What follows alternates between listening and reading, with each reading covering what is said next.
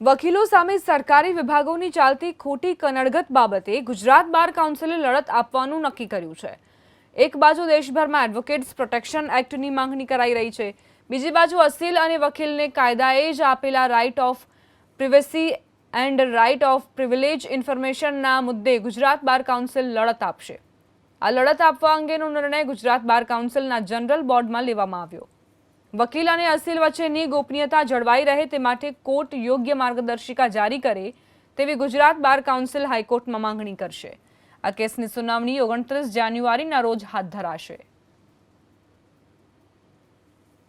Income tax department હોય કે કોઈ પણ ડિપાર્ટમેન્ટ હોય, એ વકીલો અને અસીલો વચ્ચેના જે પ્રિવિલેજ કોમ્યુનિકેશન છે કે જેની વકીલોનું હક પણ છે એ નહીં જાહેર કરવાનું, અને જો એ જાહેર કરી દે તો કાલે એનો અસીલ છે એ વકીલ ઉપર પ્રોફેશનલ નેગ્લિજન્સીની કે મિસકન્ડક્ટની ફરિયાદ પણ કરી શકે છે।